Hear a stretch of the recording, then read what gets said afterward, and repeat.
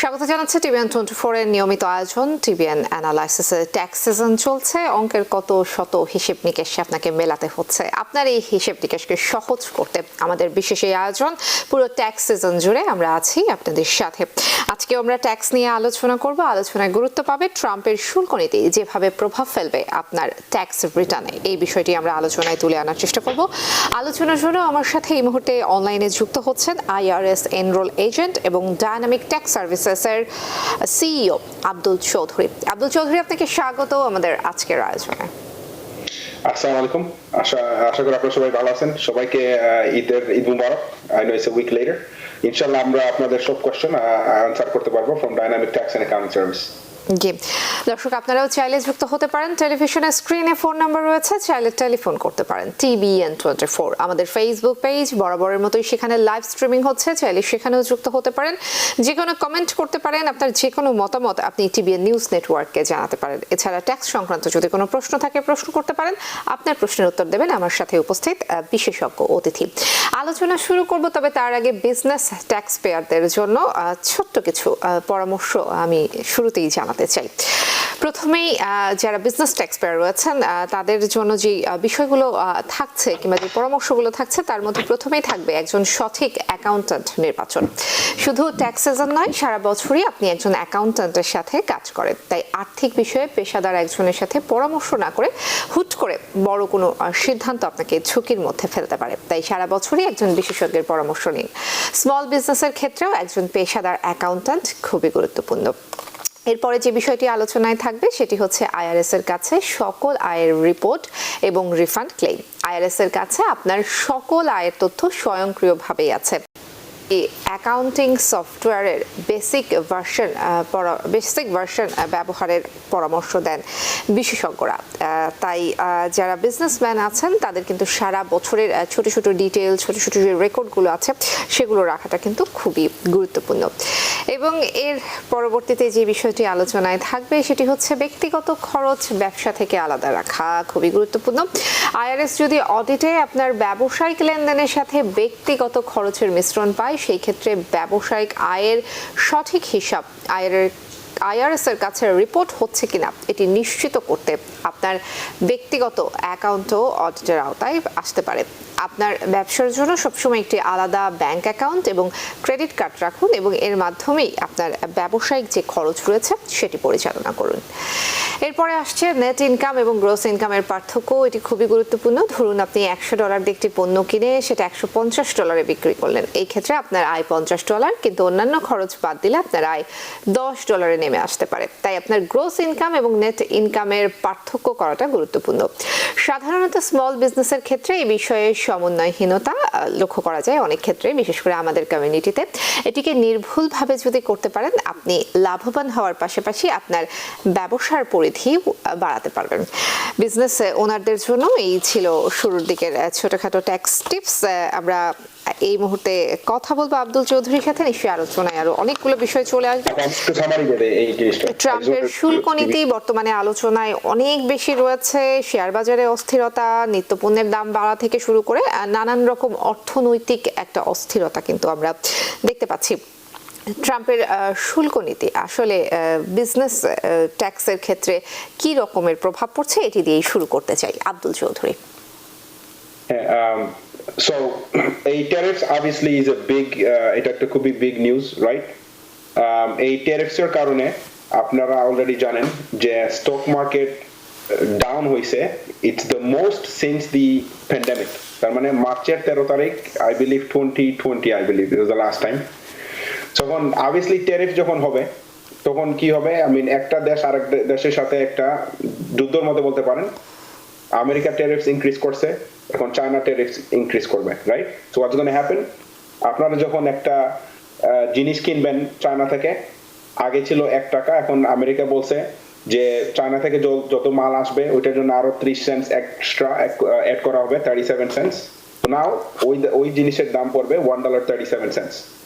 যখন যে মালটা আপনার জন্য কিনে আনবে he is not gonna bear the cost, so তখন আপনাদের জন্য কস্টটা বেড়ে যাবে, রাইট? এখন এইটাকে বলে trade war. Obviously this is, এই জিনিসটা সব দেশের জন্যই খারাপ, রাইট? ইউজুয়ালি যখন একটা ট্রেড ফ্রি জোন থাকে তখন সব দেশের জন্য ট্রেডটা ইজি হয়, তখন জিনিসপত্র কিনতে দামও কম থাকে, এবং সব স্পেশালি যারা ইম্পোর্টার, তার মানে যে দেশটা ইম্পোর্ট করতেছে মালগুলো, রাইট, ওরাও চিপে পাচ্ছে, এবং দ্য গাইজ দ্যার এক্সপোর্টিং, ওদের ভলিউম বাড়তেছে বিকজ ওদের দাম কম, যেহেতু অন্য দেশ অনেক মাল কিনতেছে ওদের কাছ থেকে। তো অবভিয়াসলি আমেরিকার কনসাম্পশন যেটা is the largest in the world, right? তো এখন ট্রাম্প অ্যাডমিনিস্ট্রেশনের কথা হইলে গিয়ে যে আমেরিকা হইলে গিয়ে একটা কান্ট্রি যেখানে সবাই ব্যবসা করতে পারে এবং আমাদের ট্যারিফও কম। এখন গ্লোবালি যদি আপনারা দেখেন, আমেরিকায় কিন্তু সবাই এসে ব্যবসা করতে পারে, কিন্তু আপনি আরেকটা দেশে গিয়ে ব্যবসা করতে পারেন না। Why? Because there is different rules. আপনি যদি ধরেন যদি দুবাইতে যান, now Dubai will be different, অথবা সৌদি আরবে যদি যান ব্যবসা করতে, ইউ ক্যান্ট, ওদের ডিফারেন্ট রুল থাকে।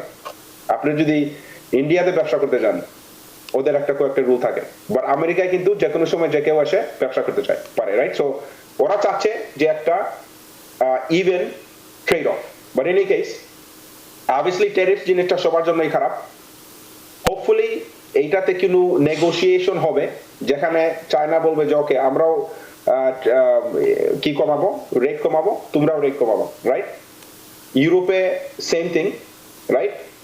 এখন one of the I believe Elon Musk said a trade war যেটা চলতেছে, tariffs is going to be bad for the whole economy, right? এখন এই যে ট্রেড ওয়ার, এই যে ট্যারিফের what is the next step, right? এখন গভর্নমেন্ট আপনাকে বলতেছে আমরা ওরা ট্যারিফ চার্জ করবে ফরেন দেশকে, তার মানে আপনাদের খরচ বেড়ে গেছে, তাই না? এখন গভর্নমেন্টের যে জিনিসটা করা লাগবে যে they now have to give you something back, তাই না? যেহেতু আপনার কস্ট বাড়বে, according to JP Morgan I believe, এই ট্যারিফ গুলো অন অ্যান অ্যাভারেজ আপনার সারা বছরে খরচ বাড়বে $1900 অন অ্যান অ্যাভারেজ, রাইট? তার মানে এই যত ট্যারিফ অ্যাড হবে, আপনার সারা বছরে যদি $10,000 এক্সপেন্স ছিল, এখন ওইটা হবে $1950 বেশি। So now I think what's going to happen now is government চাবে একটা tax, they're going to do one of two things. Number one, ওরা চাবে একটা ট্যাক্স ব্রেক দেওয়ার জন্য, রাইট? সো এখন গভর্নমেন্ট চাবে হয় আপনাদের জন্য ট্যাক্স ব্রেক দিবে অথবা ইন্টারেস্ট রেট কমাবে, রাইট? এখন ইন্টারেস্ট রেট কেন কমাবে? রাইট নাও এই যে স্টক মার্কেট যে ক্র্যাশ হয়েছে, let's say on Friday, right, এটা আজকে রিকভার হয়েছে। এখন গত কয়েক বছরে ইন্টারেস্ট রেট অনেক হাই, তার মানে আপনারা যদি ব্যাংকে পয়সা রেখে দেন, আপনাদের ইন্টারেস্ট রেট অনেক আসতেছে, তাই না? এখন অনেক মানুষ পয়সা রেখে দিছে সাইড লাইনে, যেটা স্টক মার্কেটে নাই। এখন ওরা যদি ইন্টারেস্ট রেট কমায়, তার মানে যারা ব্যাংকে পয়সা রেখে দিয়েছেন ইনভেস্টর হিসেবে, they are not getting a lot of money, so they are now going to bring the money back into the stock market to raise the market back up, right? That's one. Plus আপনারা যারা businessman অথবা আপনারা যাদের credit card আছে, আপনাদের সবার জন্য lending পাওয়া ইজি হবে, তার মানে মর্গেজ রেট কমবে, তারপরে আপনার গাড়ি যখন কিনতে যাবেন ইন্টারেস্ট রেট কমবে, তারপরে ক্রেডিট কার্ডের আপনার ইন্টারেস্ট রেট কমবে। এগেন এখন এটা কোনো কিছু হয় নাই, but this are the things the government needs to do to make sure that আমাদের রিসেশন না হয়, ঠিক আছে?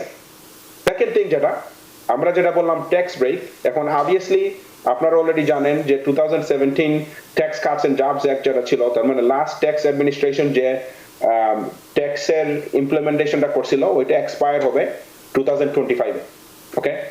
এখন ওরা চাবে এই ট্যাক্স ব্রেক যাতে এই কিছু ট্যারিফের যে আপনাদের খরচ বাড়তেছে ওইটা যাতে কভার দেয়। সো ফর এক্সাম্পল, ওরা চেষ্টা করবে ওভার টাইমে কোনো ট্যাক্স না চার্জ করার জন্য। That means if you work over time, no tax. ওরা চাবে যাদের সোশ্যাল সিকিউরিটি ইনকাম আছে, ওদের যাতে সোশ্যাল সিকিউরিটি ইনকামে ট্যাক্স না দেওয়া লাগে। নাও এগেন এই দুইটা জিনিস কিন্তু সবাইকে হেল্প করতেছে না। সো দিস টু থিংস শুধু হেল্প করবে দুই অঙ্কের মানুষের, যাদের স্পেশালি ওয়ার্কিং ক্লাস, যারা অনেক ওভারটাইম কাজ করেন, যারা রিটায়ার্ড, সোশ্যাল সিকিউরিটি বেনিফিট পাচ্ছেন, রাইট? আরেকটা জিনিস ওরা করতে চাচ্ছে যে ওরা চাচ্ছে ট্যাক্স ব্রেক দেওয়ার জন্য on manufactured cars in the US, okay, তার মানে আপনি যদি একটা গাড়ি কিনেন আমেরিকায়, এখন ওরা যদি বলে যে 10% ডিডাকশন দেওয়া হবে আমেরিকান গাড়ির জন্য, ঠিক আছে, তার মানে আপনার $100,000 গাড়িতে আপনি অলমোস্ট $10,000 ডিডাকশন পাচ্ছেন। এখন again these are some of the proposals, right? এসব হলে কিছু প্রপোজাল রিপাবলিকানরা করবে টু মেক শিওর দ্যাট এই ট্যারিফ যাতে একটা রিসেশন সিচুয়েশন না ক্রিয়েট করে থাকে। কারণ again এখন যদি গভর্নমেন্ট কোনো অ্যাকশন না নেয়, রাইট, মানে গভর্নমেন্ট যদি বলে okay this are the tax rates, sorry tariff rates, আমরা কোনো কিছুই করব না, এটা ইকোনমির জন্য খুবই খারাপ হবে। তো এই তিনটা জিনিস is gonna be very important. Two things is gonna be very important, and যে জিনিসটা বললাম tax break is number 1, number 2 is interest rate cut করা, and number 3 that's I am gonna mention now, এই যে ট্যারিফের হয় নাম্বার 1 থিং ইজ পজ করা, like তার মানে এখন ওরা বলবে যে ওকে আর আগামী 6 মাসের জন্য কোনো ট্যারিফ থাকবে না, we gonna implement it afterwards, অথবা নেগোসিয়েশন, মানে ওরা কয়েকটা দেশ সব মিলাই ওরা নেগোসিয়েশন করবে টু মেক শিওর দ্যাট এই ট্যারিফসটা আর একটু কমানো সম্ভব কিনা না। সো এটাই আমার ইনপুট এই ট্যারিফসে। সো আপনাদের যদি কোনো কোয়েশ্চেন থাকে আমাদেরকে জিজ্ঞেস করতে পারেন। জি নিশ্চয়ই। একটা প্রশ্ন আসলে অনেকেই করে থাকেন, যে সেটি হচ্ছে ট্যাক্স ফাইলিং এর ডেডলাইন যদি মিস হয়ে যায়, কিংবা আমরা তো এখন একদম খুব কাছাকাছি চলে এসেছি, এরই মধ্যে যদি কেউ আসলে ফাইলিং করতে না পারেন, তিনি আসলে পরবর্তীতে কি ধরনের পদক্ষেপ নেবেন? আপনারা যদি ট্যাক্স ফাইল না করতে পারেন, মেক শিওর করবেন আপনারা এক্সটেনশন ফাইল করতেছেন। ওকে, এক্সটেনশন মানে হইলে গিয়ে আপনাদের ডু ডেট বর্তমানে এপ্রিলের 15 তারিখ, যদি এক্সটেনশন নেন আগামী 6 মাস হাতে সময় থাকবে ট্যাক্স ফাইল করার জন্য। ওকে, এক্সটেনশন কিন্তু আপনাদেরকে পয়সা দেওয়ার সময় দিচ্ছে না, শুধু ট্যাক্স ফাইল দেওয়ার সময় দিচ্ছে। দ্যাট মিনস এক্সটেনশনে আপনার ফেলিয়ার টু ফাইল পেনাল্টি আপনারা পাবেন না। Is very important, very critical. আপনাদের ট্যাক্স ফাইল যদি রেডি নাও থাকে, যদি আপনার দেশের বাইরে থাকেন, whatever the case it is, make sure করবেন আপনারা এক্সটেনশন ফাইল করতেছেন। নাম্বার 2, যে আপনি যদি জানেন যে আপনার অলরেডি রিফান্ড আসবে, সবসময় রিফান্ড থাকে, ইউজুয়ালি আপনার কোনো অসুবিধা হবে না, বাট মেক শিওর যে আপনার আসলে রিফান্ড আসতেছে। অনেক সময় কিন্তু অনেকের জিনিস ইনফরমেশন চেঞ্জ হয়, লাইফ সিচুয়েশন চেঞ্জ হয়, ইনকাম চেঞ্জ হয়। সো মেক শিওর দ্যাট আপনাদের ওই সিচুয়েশনটা সঠিক আছে। সো মেক শিওর করে অ্যাকাউন্টেন্টের সাথে কথা বলবেন এবং এক্সটেনশন ফাইল করা লাগবে কিনা না ওদের সাথে বুঝবেন। জি, এইবার যে প্রশ্নটি আসলে করতে চাই সেটি হচ্ছে এই কর্পোরেশনের ডিসঅ্যাডভান্টেজগুলো আসলে কি কি? S corporation, right? ইয়েস। হ্যাঁ, আপনারা সব সময় অ্যাডভার্টাইজমেন্টে দেখেন যে এস কর্পোরেশন আপনাদের জন্য অনেক সময় ভালো। ইট ইজ, এস কর্পোরেশন অনেক সময় ভালো হইতে পারে, কিন্তু সবার সিচুয়েশন একটু ডিফারেন্ট। ওকে, এখন এস কর্পোরেশনে জিনিসটা কি? এস কর্পোরেশন মানে হইলে এইটা আপনার কর্পোরেশন, কিন্তু আপনি ডাবল ট্যাক্স দিবেন না। তার মানে আপনি ট্যাক্স একবার দিবেন। তার মানে আপনার কর্পোরেশনের যে ইনকাম এবং এক্সপেন্স আছে ওইটা আপনার পার্সোনাল ট্যাক্স ফাইলে গিয়ে ঢুকবে, তখন আপনার পার্সোনাল ট্যাক্স ফাইলে গিয়ে ট্যাক্স দিবেন। ওকে, যাদের এস কর্পোরেশন আছে আপনাদের সেলফ এমপ্লয়মেন্ট ট্যাক্স দেওয়া লাগে না নেট ইনকামে। তার মানে কি? তার মানে আপনার যে সোশ্যাল সিকিউরিটি মেডিকেয়ার ট্যাক্স দেওয়া লাগে 15.3%, যারা আপনাদের সেলফ এমপ্লয়েড, ওই ট্যাক্সটা এস কর্পোরেশনে দেওয়া লাগে না। এখন গভর্নমেন্ট যেটা রিকোয়ার করে যে আপনার যদি এস কর্পোরেশন থেকে থাকে, আপনার মেক শিওর করা লাগবে যে আপনি একটা W2 ইস্যু করেন কম্পেনসেশনের জন্য। দিস ইজ ওয়াই যাদের এস কর্পোরেশন থাকে আপনাদের মাস্ট W2 নেওয়া লাগবে যাদের ওনার আছেন, এবং আপনারা কিন্তু আপনাদের personal income, personal expense, personal income business এক্সপেন্সের সাথে মিক্স করতে পারবেন না। এলএলসি অথবা সেলফ এমপ্লয়মেন্ট যাদের আছে, যেরকম আপনারা স্কেডিউল সি পার্সোনাল ট্যাক্স রিটার্নের মাধ্যমে অনেক এক্সপেন্স নিতে পারেন, হোম অফিস ডিডাকশন নিতে পারেন, এস কর্পোরেশন যখন থাকে ওরকম কিন্তু এটা নেওয়া যায় না। আপনাদের ট্যাক্স প্ল্যানিং করা লাগবে। মেক শিওর করবেন যে আপনাদের যত এক্সপেন্স আছে যেটা রিএম্বার্সেবল, তার মানে আপনার যদি হোম অফিস এক্সপেন্স ইউজ করে থাকেন, বাসায় কাজ করে থাকেন, ওই এক্সপেন্স গুলো ডিউরিং দ্য ইয়ার আপনার রিএম্বার্সমেন্টের হিসেবে, তার মানে আপনার নামে একটা চেক লেখে রিএম্বার্সমেন্ট করবেন। দিস ইজ ওয়াই আপা যে আগে যে জিনিসটা বললেন, যারা আপনারা বিজনেস ওনার আছেন, আপনাদের ট্যাক্স ফাইলিং না, আপনাদের ট্যাক্স প্ল্যানিং দরকার।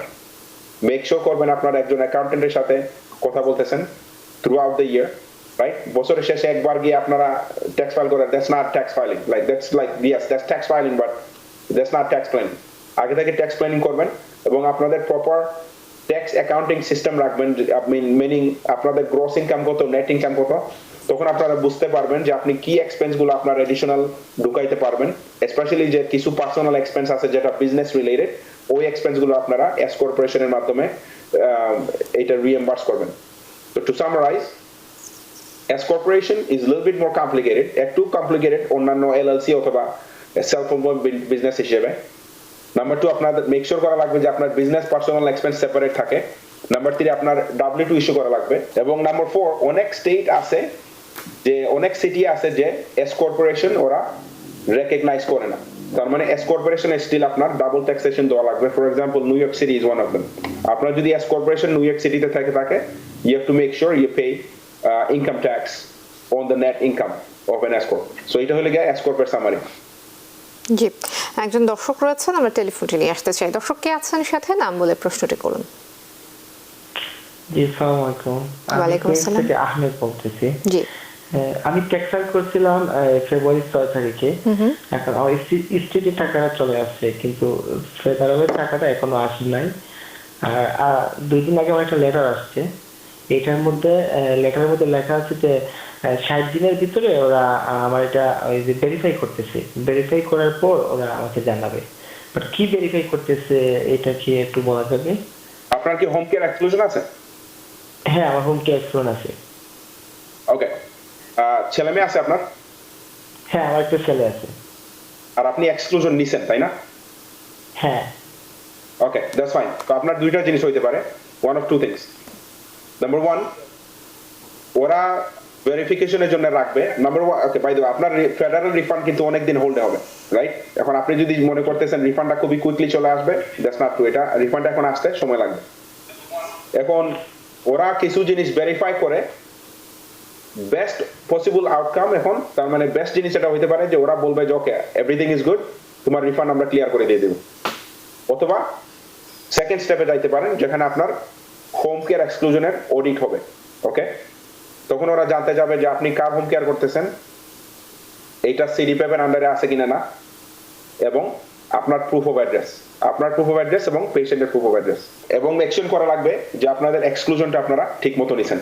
সো এই লেটারটা কিন্তু খুবই কমন এখন। যারা হোম কেয়ার এক্সক্লুশন না আছেন, সবসময় আপনারা আগে থেকে রেডি থাকবেন যে কোনো কারণে যদি আপনাদের অডিট হয়, এবং ওই 3 জিনিসগুলো ওরা চাবে। জি, আমার মনে হয় দর্শক তার প্রশ্নের উত্তর স্পষ্ট হয়েছেন। আলোচনা চলবে, আব্দুল চৌধুরীর সঙ্গেই থাকবেন। একটি বিরতির সময় হয়ে গেছে। দর্শক, টিভিএন অ্যানালাইসিসে নিচ্ছি ছোট্ট একটি বিরতি, সাথেই থাকুন।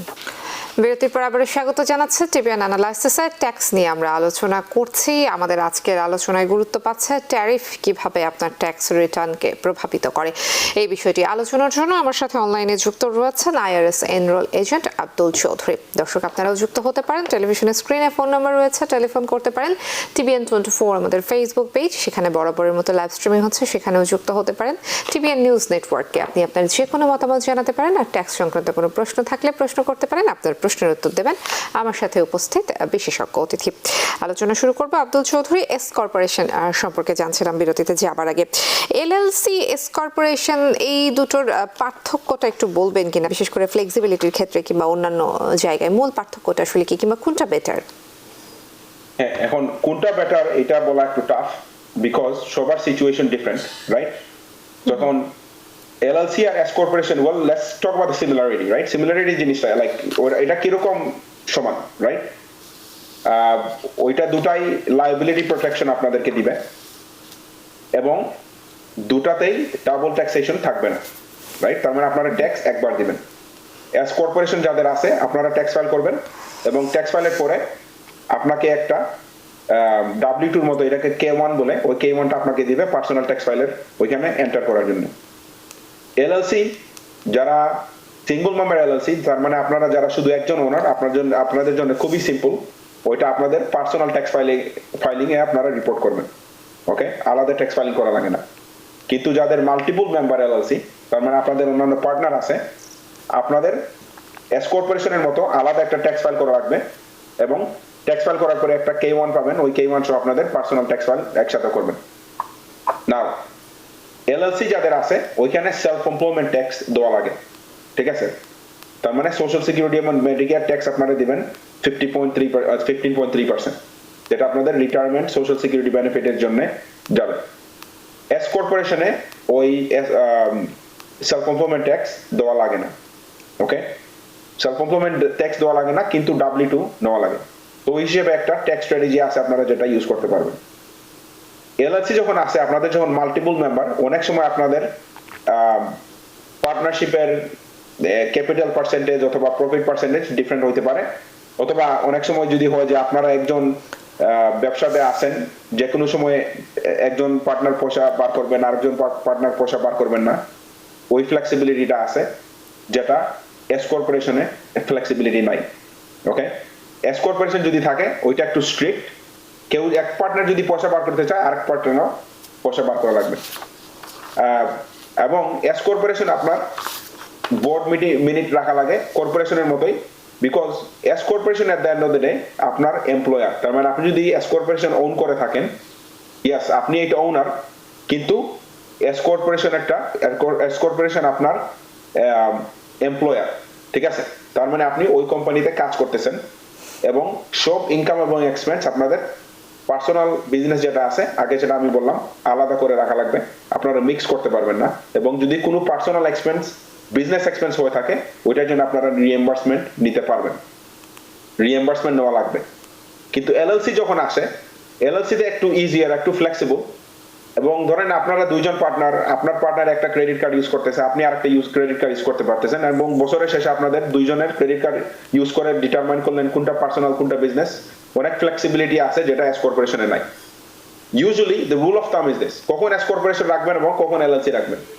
আমার সাজেশন ইউজুয়ালি থাকে, একজনের নেট ইনকাম, তার মানে gross income minus expenses, net income যদি ইউজুয়ালি 50,000 এর উপরে চলে যায়, তখন আপনার কনসিডার করা উচিত মেবি এস কর্পোরেশন আপনাদের জন্য ভালো হবে, কারণ আপনি তখন continue to self employment tax দেওয়া লাগতে পারে 50,000 এর উপরে চলে গেল। So that's one of the thing you can keep in mind. এবং এটা কিন্তু রুল না, এটা একটা সাজেশন। জি, আমরা আরো একটি টেলিফোন নিতে চাই। একজন দর্শক রয়েছেন টেলিফোনে। দর্শক কে আছেন সাথে, নাম বলে প্রশ্নটি করুন। জি, আসসালামু আলাইকুম। ধন্যবাদ আজকের উপস্থাপিকা এবং অতিথিকে। আমার দুটো প্রশ্ন। প্রথম প্রশ্ন হলো, এস কর্পোরেশনে যদি সামান্য প্রফিট হয়, সেক্ষেত্রে সেটা W2 না নিয়ে কি ইনভেস্ট করা যাবে, এক নম্বর। আর দুই নম্বর হলো, যদি W2 না নেওয়া হয়, সেক্ষেত্রে কি বলে, মেডিকেড এবং সোশ্যাল সিকিউরিটি ওখান থেকে কন্ট্রিবিউট করা যাবে কিনা? ওকে, ওনার কোয়েশ্চনটা ছিল যে একজন, ওকে, নেট ইনকাম যেটা আছে ওটা কি রিইনভেস্টমেন্ট করা যাবে কিনা, না, রাইট? এটা প্রথম কোয়েশ্চন। এবং সেকেন্ড কোয়েশ্চনটা ছিল, একজন যদি W2 না নেয়, উনি কিরকম সোশ্যাল সিকিউরিটি ট্যাক্স দিবে? Was that the last question? Okay, এখন এস কর্পোরেশনে ধরেন আপনার গ্রস ইনকাম 100,000, এক্সপেন্স 80,000, আপনার নেট ইনকাম এখন $20,000। এখন আপনি ওই যে $20,000 আপনার ব্যাংকে রয়েছে, আপনি ওই পয়সাটা আপনার পার্সোনালি ওনার হিসেবে বার করেন অথবা রেখে দেন, ডাজন্ট ম্যাটার, আপনি স্টিল কর্পোরেশনের ওই পার্সোনাল ট্যাক্স ফাইলে গিয়ে ওই $20,000 ট্যাক্স দিবেন। ফলোইং ইয়ার ধরেন আপনি ওই 20,000 আরেকটা জায়গায় ইনভেস্টমেন্ট করলেন, ডাজন্ট ম্যাটার, আপনি আগে যেহেতু অলরেডি একবার ট্যাক্স দিয়ে দিয়েছেন, ওইটাতে আর ট্যাক্স দেওয়া লাগবে না। ওইটা আপনি রিইনভেস্ট করেন অথবা ডিস্ট্রিবিউট করেন, ডাজন্ট রিয়েলি ম্যাটার। ডিস্ট্রিবিউশন যখন করবেন, ওইটা শুধু আপনার বেসিসটা ডিক্রিজ করতেছে। এখন এস কর্পোরেশনের সেকেন্ড কোয়েশ্চনটা খুব সঠিক ক্লিয়ার ছিল না, বাট আপনার কোয়েশ্চন হলে যে এস কর্পোরেশন থেকে যদি কেউ একজন W2 যদি না নেয়, রাইট, কিরকম উনি সোশ্যাল সিকিউরিটি ট্যাক্স দিবেন? এখন একজন যদি W2 নিয়ে না থাকে, কিন্তু এস কর্পোরেশনে উনি ওনার হিসেবে পয়সা নিছেন, রাইট, যেহেতু W2 নেন নাই, তার মানে উনি কম্পেনসেশন নিছেন 1099 হিসেবে, তাই না? তখন একটা 1099 ইস্যু করতে পারেন আপনারা, কিন্তু 1099 ইস্যু করলে কিন্তু স্টিল ওই W2 রিকোয়ারমেন্টের জন্য কমপ্লায়েন্স ঠিক হবে না। স্টিল আপনাদের W2 টেকনিক্যালি নেওয়া লাগবে, এবং আইআরএস অতদিন একটু অডিট কম করে, but you still want be compliant, তাই না? বাট কোনো কারণে যদি একজন মানুষকে W2 না দিয়ে রেগুলার চেকে পে করা হয়েছে অথবা ক্যাশে পে করা হয়েছে, তখন আপনারা 1099 ইস্যু করতে পারেন টু কভার দ্যাট এক্সপেন্সেস। জি, আমার মনে হয় দর্শক তার প্রশ্নের উত্তর স্পষ্ট হয়েছেন। আব্দুল চৌধুরী, আমরা আয়োজনের অনেকটা শেষ পর্যায়ে চলে এসেছি, ট্যাক্স সিজনেরও শেষ পর্যায়ে চলে এসেছে। এইবারের যারা ট্যাক্স পেয়ার রয়েছেন, বিশেষ করে আমাদের কমিউনিটির কথা যদি বলি, কমন কিছু মিস্টেক আসলে উল্লেখ করবেন কিনা, যে কোন ভুলগুলো সাধারণত আমরা করে থাকি? সো একটা খুবই কমন জিনিস আমরা যেটা দেখে থাকি যে অনেক ট্যাক্স পেয়ারের এখন আইপি পিন আছে, তাই না? তার মানে আপনারা যখন ট্যাক্স ফাইল করেন, মেবি প্রিভিয়াসলি আপনাদের কোনো ফ্রড হয়েছিল অথবা আইডেন্টিটি থেফট হয়েছিল, whatever the case it is, IRS আপনাকে একটা I believe it's 5 digit number পাঠাইছে, এবং ওই নাম্বার ছাড়া আপনার ট্যাক্স ফাইলিং আইআরএস এর কাছে যাবে না। ওইটা আপনাদের সিকিউরিটির জন্য দেওয়া হয়েছে, এবং ওই নাম্বারটা আপনার অ্যাকাউন্টেন্টকে দেওয়া লাগবে, এবং ওই নাম্বারটা ওরা প্রত্যেক বছর জানুয়ারিতে পাঠায়। একটা কমন মিস্টেক যেটা দেখা যায় সবসময়, যে ট্যাক্স আপনারা আসেন ট্যাক্স ফাইলিং এর জন্য, কিন্তু আপনাদের ওই আইপি পিনটা থাকে না, ট্যাক্স ফাইলিং করার পরে ফাইলটা রিজেক্টেড হয়, এবং অনেক সময় ক্লায়েন্টদেরকে পাওয়া difficult to get that IP pin. So that's one of the common mistakes. Only the easiest way, খুবই সহজভাবে আপনি আইপি পিন কিরকম অবটেইন করতে পারবেন, আইআরএস এর ওয়েবসাইটে গিয়ে অ্যাকাউন্ট বানাবেন, এবং অ্যাকাউন্ট বানাইলে আপনারা ওই আইপি পিনটা ওখান থেকে পেয়ে যাবেন। নাম্বার 2, অনেকের মার্কেট প্লেস হেলথ ইন্স্যুরেন্স থাকে, ওকে? আপনাদের ফর্ম 8962 অ্যাটাচ করা লাগে, এবং ওই ফর্ম 1095 সবসময় দরকার যদি ওই মার্কেট প্লেস হেলথ ইন্স্যুরেন্স থাকেন। কারণ মার্কেট প্লেস হেলথ ইন্স্যুরেন্স যখন থাকেন, আপনারা একটা ক্রেডিট পাচ্ছেন, এটাকে প্রিমিয়াম ট্যাক্স ক্রেডিট যেটা বলে, অ্যাডভান্স প্রিমিয়াম ট্যাক্স ক্রেডিট, যেটা ট্যাক্স ফাইলিং এ আবার রিক্যালকুলেটেড হয়। আপনি যদি মার্কেট প্লেস হেলথ ইন্স্যুরেন্সে অ্যাডভান্স প্রিমিয়াম ট্যাক্স ক্রেডিট পেয়ে থাকেন, আপনার ট্যাক্স ফাইলিং আইআরএস এর কাছে অ্যাকসেপ্টেড হবে না ওই ফর্ম অ্যাটাচ করা পর্যন্ত।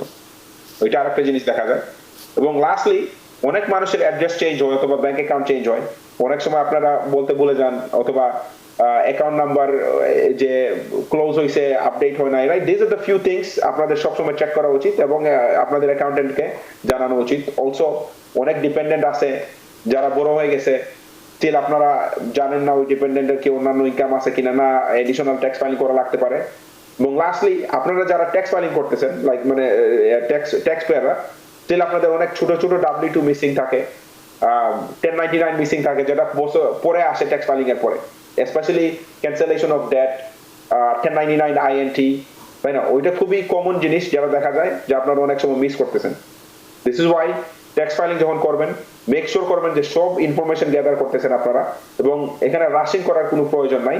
Just get everything together, bring it to the accountant, and they'll file it accordingly. G, social মিডিয়ায় অনেকেই যুক্ত রয়েছেন। একটি প্রশ্ন নিতে চাই, ফজল মাহমুদ। তিনি জানতে চাচ্ছেন যে এই মুহূর্তে আসলে যে পরিস্থিতি, এই মুহূর্তে মিশিগানে বাড়ি কেনা ভালো হবে কিনা, কি পরামর্শ দেবেন? ওকে, আমি রিয়েল এস্টেট এজেন্ট না, বাট আমি একটা কমন অ্যাডভাইস আপনাদেরকে দিতে পারি। একজন মানুষ যদি বাড়ি কিনে, আপনার ডিসাইড করা লাগবে যে আপনি কি ইনভেস্টমেন্ট হিসেবে কিনতেছেন নাকি থাকার জন্য কিনতেছেন।